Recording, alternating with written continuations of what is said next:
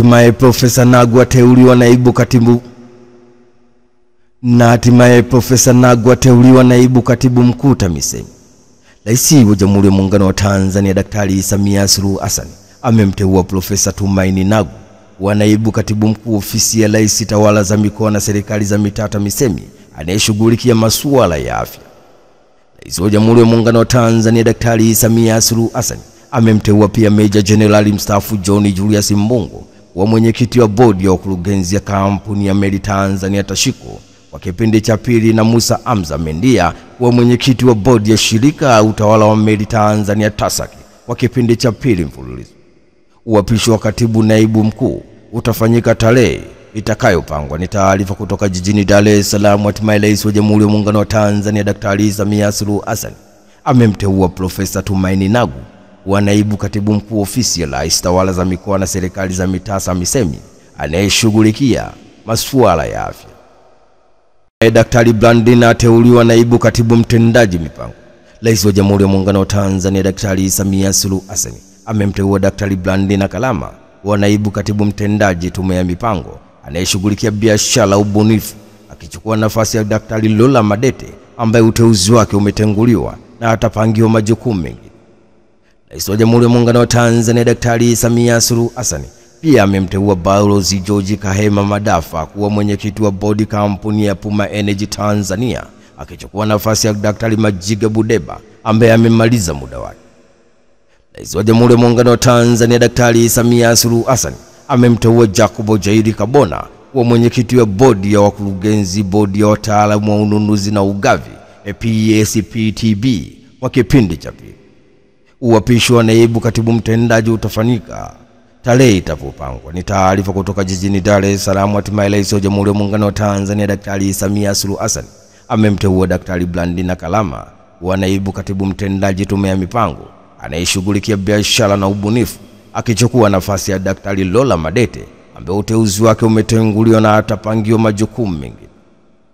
Kesi ya uhaini ya Tundu Lissu yaahirishwa hadi Juni 2. Mahakama ya Hakimu Mkazi Kisutu imesema kesi ya uhaini inomkabili mwenyekiti wa Chama cha Demokrasia na Maendeleo Chadema Tundu Antipas Lissu itaendelea kusikilizwa kwa njia ya kawaida na sio kwa njia ya mtandao, huku wanaohudhuria kesi hiyo wakitakiwa kuacha miemko ya kelele.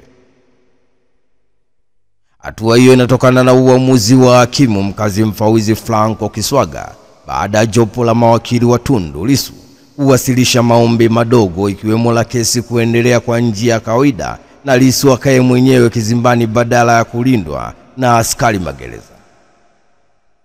Hakimu Kiswaga amesema tarehe ijayo mahakama ifanye uchaguzi juu ya usalama wa eneo hilo ili kuwa na uhakika na usalama wa mtuhumiwa, na kama hakuna tishio lolote la kiusalama basi Tundu Lissu aache mwenyewe akiwa kizimbani. Pia ameutaka upande wa jamhuri kukamilisha upelelezi kwa haraka. Kesi hiyo imeahirishwa hadi Juni 2 mwaka 2025, ambapo awali wakili wa serikali Nasolo Katuga alisema wapo hatua ya mwisho kukamilisha upelelezi. Hata hivyo, kesi ya pili ya kuchapisha taarifa za uongo mtandaoni inomkabili mwenyekiti wa Chama cha Demokrasia na Maendeleo Chadema Tundu Antipas Lissu itaendelea muda huu mbele ya hakimu mwingine. Ni taarifa kutoka jijini Dar es Salaam. Hatimaye mahakama ya Hakimu Mkazi Kisutu imesema kesi ya uhaini inomkabili mwenyekiti wa Chama cha Demokrasia na Maendeleo Chadema Tundu Antipas Lissu itaendelea kusikilizwa kwa njia ya kawaida na sio kwa njia ya mtandao, huku wanaohudhuria kesi hiyo wakitakiwa kuacha miemko ya kelele. Peter Serukamba atoa kauli na gombea ubunge. Mkuu wa mkoa wa Iringa Peter Serukamba ametangaza rasmi dhamira yake ya kugombea ubunge katika uchaguzi mkuu wa mwaka 2025, akisema sasa ni muda mwafaka wa kutumikia wananchi kwa ukaribu zaidi kupitia nafasi ya uwakilishi wa bunge la Jamhuri ya Muungano wa Tanzania, ingawa bado hajaweka wazi anaenda kugombea jimbo lipi. Peter Serukamba amesema hayo wakati wa kikao cha halmashauri kuu ya Chama cha Mapinduzi CCM mkoa wa Iringa kilicholenga kupitia utekelezaji wa ilani ya uchaguzi ya chama hicho kwa kipindi cha miaka 4 ya serikali ya awamu ya 6. Peter Serukamba ameendelea kusema kuwa mimi leo nadiriki kusema nadhani hii ni halmashauri yangu ya mkoa ya mwisho. Mimi nimekata shauri, nimemwonea wivu kaka yangu Lukuvi kukaa bungeni kwa muda mrefu. Na mimi nataka niende huko na nina uhakika nitashinda huko. Nitaenda na wanashukuru sana wale wote mnaokwenda kugombania nafasi ya ubunge na watakia kila la heri. Nitaarifa kutoka mkoani Iringa, mkuu wa mkoa wa Iringa Peter Serukamba ametangaza rasmi dhamira yake ya kugombea ubunge katika uchaguzi wa mwaka 2025, akisema sasa ni muda mwafaka kwa watumikia wananchi kwa karibu zaidi kupitia nafasi ya uwakilishi wa bunge la Jamhuri ya Muungano wa Tanzania, ingawa bado hajaweka wazi anakwenda kugombea jimbo lipi. Tundu Lissu alirejeshwa Ukonga gerezani. Upande wa serikali umeiambia mahakama ya hakimu mkazi Kisutu kwamba inatarajia kuwa na mashahidi 15 na vielelezo 9 katika kesi ya kuchapisha taarifa za uongo inayomkabili mwenyekiti wa Chama cha Demokrasia na Maendeleo Chadema Tundu Antipas Lissu, ambapo hayo yameelezwa mbele ya hakimu mkazi mwandamizi Geoffrey Muhini na jopo la mawakili wa serikali wakiongozwa na Nasolo Katuga baada kusomewa Lissu maelezo ya awali, yani PH. Kesi hiyo imeahirishwa hadi Juni 2 mwaka 2025 kwa ajili ya kuanza kusikilizwa kwa mashahidi wa upande wa serikali, huku mawakili wa Tundu Antipas Lissu wakisema wao watataja kwa sasa idadi ya mashahidi walionao.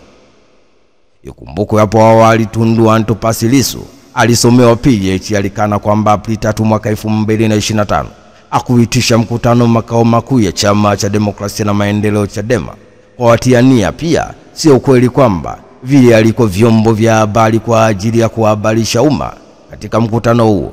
Katika maelezo hayo Tundu Antipas Lissu alikubali taarifa zake ikiwemo majina, pia yeye ni mkazi wa Tegeta na kwamba ni mwenyekiti wa Chama cha Demokrasia na Maendeleo Chadema. Pia alikubali kwamba ameshitakiwa mahakamani hapo kwa makosa matatu ya kuchapisha taarifa za uongo. Mbali na hayo, mwenyekiti Tundu Antipas Lissu amekana kuchapisha taarifa za uongo kwamba uchaguzi wa serikali za mitaa mwaka 2024 wagombea wa Chama cha Demokrasia na Maendeleo Chadema walienguliwa kwa maelekezo ya Rais wa Jamhuri ya Muungano wa Tanzania. Pia amesema sio kweli kwamba majaji ikiwa ni Chama cha Mapinduzi CCM hawawezi kutenda haki na kwamba wanataka kuteuliwa kuwa majaji wa mahakama ya rufani, huku akidaiwa maneno hayo alichapisha katika mtandao wa YouTube. Taarifa kutoka jijini Dar es Salaam. Hatimaye upande wa serikali umeiambia mahakama ya hakimu mkazi Kisutu kwamba inatarajia kuwa na mashahidi 15 na vielelezo 9 katika kesi ya kuchapisha taarifa za uongo inayomkabili mwenyekiti wa Chama cha Demokrasia na Maendeleo Chadema Tundu Antipas Lissu, ambapo haya yameelezwa mbele ya hakimu mkazi mwandamizi Geoffrey Muhini na jopo la mawakili wa serikali wakiongozwa na Nasolo Katuga baada kumsomea Tundu Antipas Lissu maelezo ya awali, yani PH. Mbunge Anje atoa kauli nitahamia CCM. Mbunge wa viti maalum anayewakilisha vijana mkoa wa Singida Nusrat Anje amesema muda wote kuanzia sasa anahamia Chama cha Mapinduzi CCM ili kuunga mkono juhudi na kazi inayofanywa na Rais wa Jamhuri ya Muungano wa Tanzania Daktari Samia Suluhu Hassan. Mbunge Anje ambaye ni miongoni mwa wabunge 19 wa Chama cha Demokrasia na Maendeleo Chadema amesema hayo wakati akiongea na wananchi kwenye mkutano wa hadhara uliofanyika uwanja wa stendi ya zamani Ikungi mjini. Mbunge Anje ameendelea kusema kuwa namaliza miaka yangu ya kundi la vijana, lakini ni kama nimeiva hivi, na kama kuna kazi nyingine nataka kupewa. Hivi sasa ninashika ubunge kupitia Chama cha Demokrasia na Maendeleo Chadema, lakini miaka 5 inayokuja kwenye nafasi hii nimepikika, nimetafakari, nimejifikiria, nimeamua kuwa mkweli wa nafsi yangu.